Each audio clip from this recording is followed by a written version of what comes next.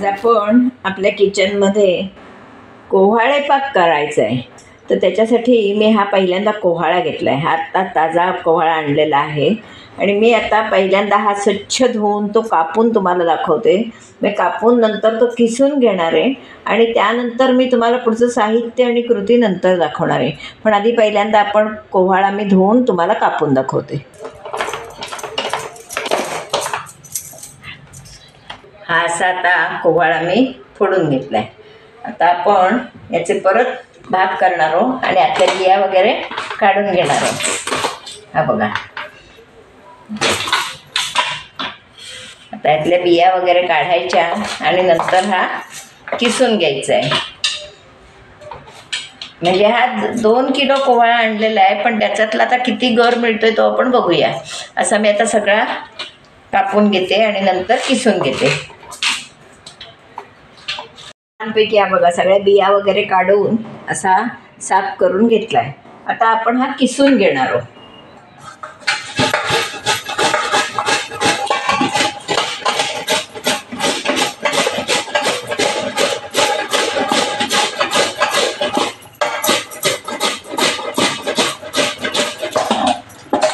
कोहाळा म्हणजे जवळजवळ पाणीच असतं, ते सगळं आटवून घ्यायचं आहे आपल्याला.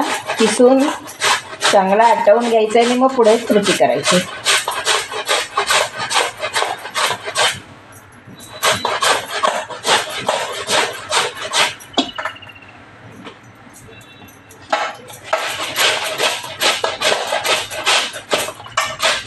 किसायला सुद्धा तो थोडा जड असतो. दुधी भोपळ्यासारखा पटकन किसता येत नाही, जरा जड असतो थोडा.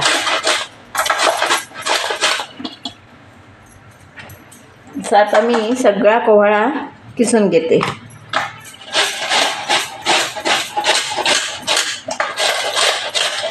किलो कोहाळा आणलेला होता, त्याचा हा सगळा कचरा जाऊन, साली बिया वगैरे सगळं जाऊन हा 1100 ग्रॅम म्हणजे 1 किलो 100 ग्रॅम आपला कीस झाला आहे.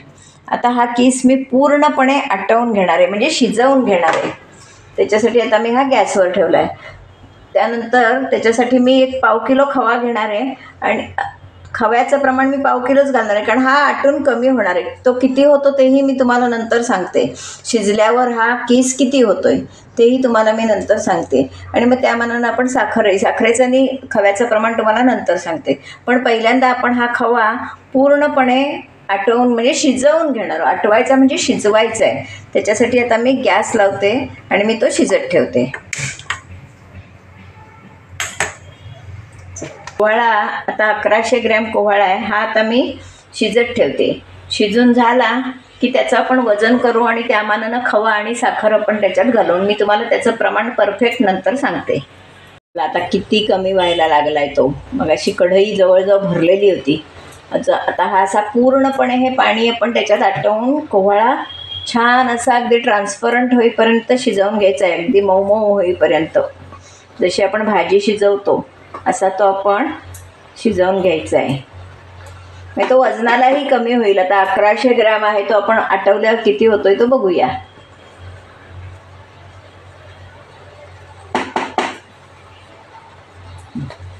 तर हे मी झाकण ठेवणार आहे आणि चांगला आटवून घेणार आहे.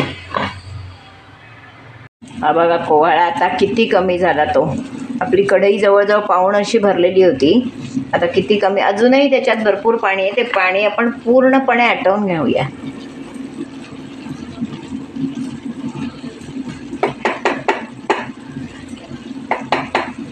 छान झाकण ठेवून आपण तो शिजवून घ्यायचा आहे. बघा आता किती कमी झाला तो. अजून थोडं पाणी आहे, अजून आपल्याला हा थोडा आटवून घ्यायचा आहे.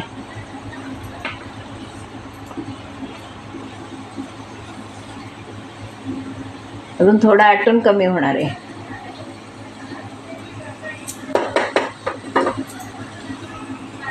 काही जण कुकरला सुद्धा हा आटवून घेतात, पण असा आटवला तर त्याची चव जास्त चांगली येते. वेळमोडं काम आहे, पण पौष्टिक असा आपला कोहाळे पाक तयार होईल. बलवर्धक, शक्तिवर्धक असा हा कोहाळा आहे.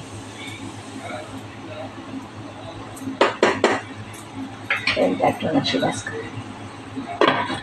हा बघा, हा आता आपला कोहळा पूर्णपणे शिजलाय, ट्रान्सपरंट झालाय चांगला, आणि किती कमी झालाय तो बघा. आता मी याचं परत वजन करून घेणार आहे, म्हणजे आपल्याला समजेल किती झालाय आटून तो. आणि त्या मानानं आपल्याला अंदाजानं साखरही घालता येईल, पण मी त्याच्यात 1/2 किलो खवा घालणार आहे, त्याच्यामुळे त्या अंदाजानं मी साखर घालणार आहे, कारण खवा पण आपला गोड असतो. छान आपला हा कीस शिजून तयार आहे. आणि आता 1100 ग्रॅमचा 500 ग्रॅम कीस झालेला आहे हा. आता तो मी चांगला असा घोटून घेतला आहे, त्याच्यामुळे तो छान आपला बारीक झाला आहे. आता याच्यात मी 400 ग्रॅम साखर घालणार आहे आणि पुन्हा आता हे सगळं मी आटवणार आहे. 400 ग्रॅम साखर घेतली आणि 1/2 किलो त्याच्यात खवा घालणार आहे. खवा आहे आणि ही 400 ग्रॅम साखर. आता हे आधी आपण साखर पूर्णपणे मिसळून आटवून घेऊया आणि मग खवा घालायचा.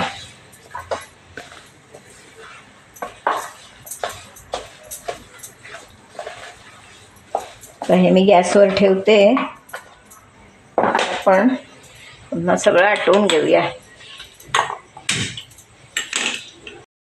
आता आपण हे मिश्रणामध्ये खवा घातलेला आहे आणि तो आपण पूर्णपणे आटवून घेणार आहोत. साखर विरघळून ती आटल्यावर आपण त्याच्यात खवा घातला आहे.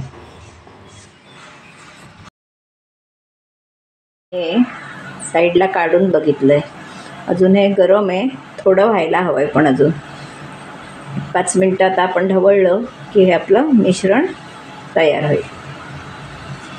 आटवून प्लस आता हा मस्तपैकी गोळा तयार होणार आहे. आता हे मी खाली उतरून घाटणार आहे, गॅस घालवून खाली उतरून हे मी घोटत राहणार आहे, म्हणजे आपली वडी एकदम खुसखुशीत होणार आहे. हे बघा, जितका हा घोटला जाईल तेवढा तो छान होतो. आणि कढई गरम आहे, हे गरम आहे, हे बघा.